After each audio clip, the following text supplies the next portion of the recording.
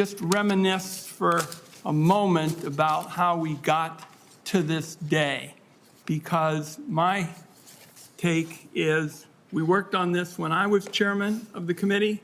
We've worked on it when you were chair of the committee.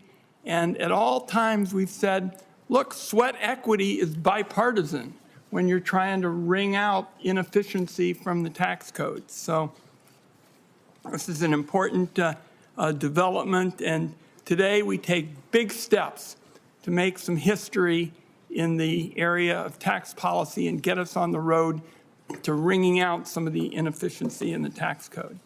The updates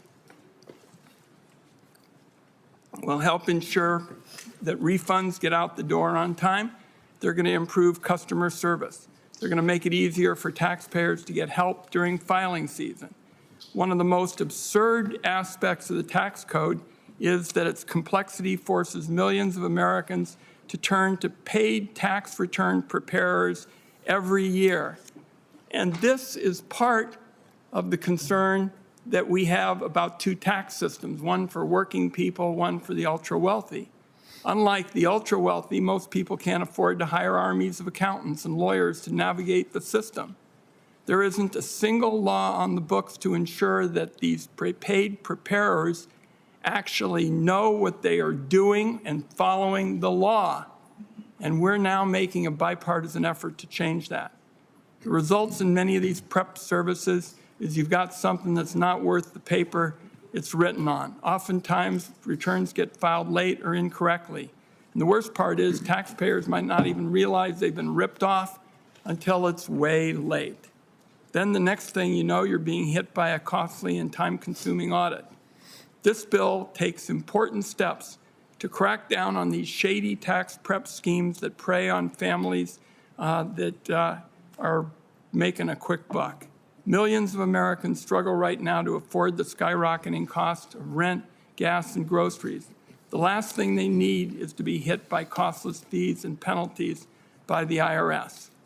The bill, in my view, is especially important because it reduces the financial burden on low-income families. It makes it easier for them to get filing assistance and ensure that ultra-low-income taxpayers get streamlined access so they can get the full earned income tax credit.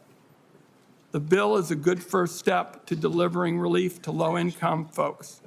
We know we've got a lot to do in the future to ensure fairness to a system that those at the very top have spent years working to rig in their favor and making it harder for everybody else. Now I'm going to shift gears and wrap up here in a minute, but I see our friend Tom Bartold, who has done yeoman work on the Joint Committee on Taxation and the Senate Legislative Council for all the work they did to help us translate that sweat equity into results this morning.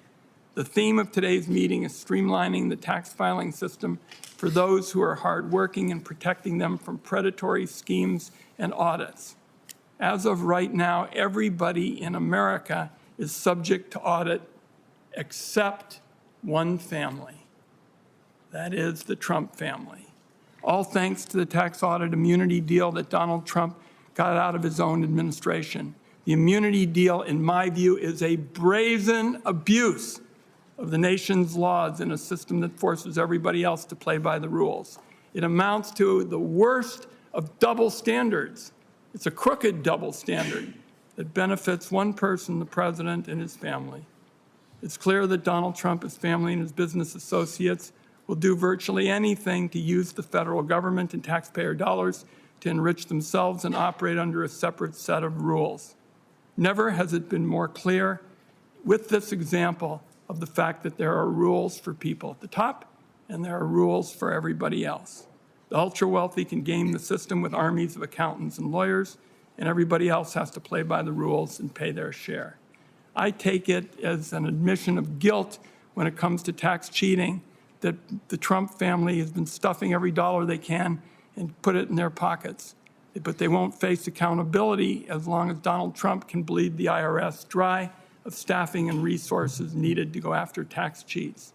Later this morning, the committee is going to have the opportunity to vote on an amendment that I will offer with the support of every member on our side of the aisle, every single one who's here will join me in making sure that we end this amendment process that the Trump people have used to engage in corruption and permanently.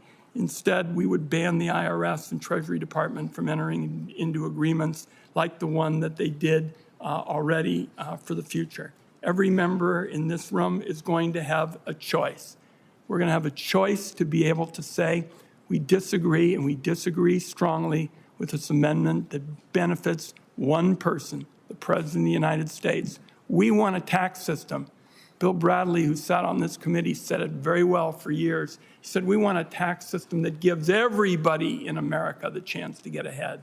With this legislation, we have that opportunity. Mr. Chairman, I really appreciate working with you. We worked on lots of stuff. We work on timber stuff. We work on tech stuff. This is one of the highlights of our time in public service.